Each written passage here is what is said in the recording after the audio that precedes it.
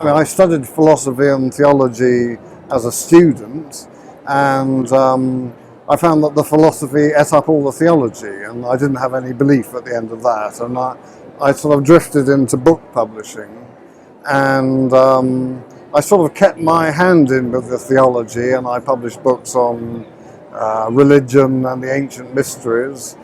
And then suddenly there was a time when these books became very successful, and books by people like Graham Hancock were bombing up and down the bestseller list, and so I got a bit of a name for it. And then one day this guy came to see me who was, I could tell he was different. There was something odd about him. And he had, I was working in publishing at that time. I drifted into publishing, and he said to me, will you publish some old alchemical texts and I'll write some new introductions to them. Wow, where did this happen? Where did you... Well, I was working in Random House at the time. Random House? Yes. So he came into your life, into the office or something? Yes. Was it one of those moments when you think, this is something, yeah. Yes. And we went out to lunch, and it was the first of several lunches, and I discovered that he had this amazing knowledge, and I'd learned that he was an initiate of several secret societies. So it's like he knows from the inside. He's Yes. witnessed all of this. Yes. So it was like having your own Te Magus, really. And I found I could ask him almost anything, and he would tell me. And sometimes he would say, I'm not permitted to tell you that, or I'd rather not tell you that. But mostly, he told me stuff. And we didn't do those alchemical books, but we became firm friends. And after a while, he said to me, I think you're ready now. And I said, ready for what? And he said, initiation. And I thought about it long and hard and decided not to go with it.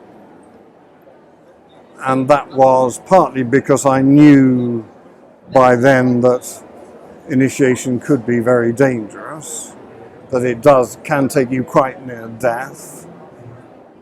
But then also I realized that I would have to take a vow of secrecy, and I would never be able to write about all these wonderful things that I've learned. So the initiation will be into one of the societies? Yes, I didn't get so far as to find out which one. As I say, he was an initiate of several, and that really is what gave me the impulse to write The Secret History of the World. And from that point on, did you need more information? Did you do more research? Or did Well, you have enough? I read theology at university. I'd been reading around the area for a very long time, and I had no idea whether anyone would want to publish a book like this, because it's really quite unlike anything else that's been written, I think. And I got myself an agent, and the agent approached many publishers who said, no, what on earth is this? But then eventually a publisher did say yes. But he said I wanted in 6 months.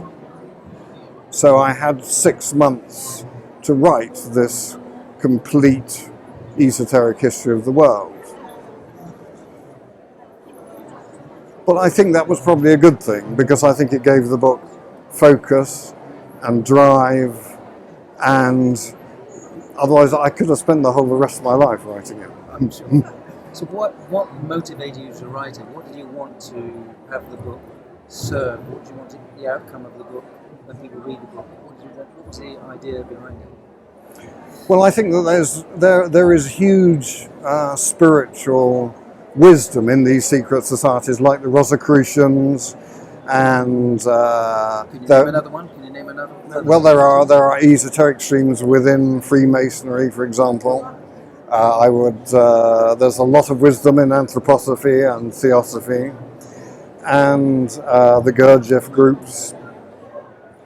And what all these groups have in common is a wisdom, advice on how to achieve a happier, successful life, which takes into account supernatural laws within the universe.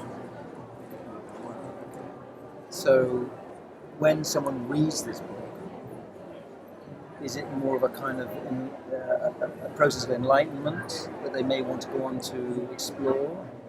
Well, yes, I think so. I mean, I think that. I mean, is it by way of an explanation to explain how things are? Well, it tells a story, really, and it's full of wonderful stories and images devised by people who are far cleverer than I am. And I think that these stories and images work on you. And a lot of people, having read the book, found that they start to have mystical experiences and just see the world in a completely different way.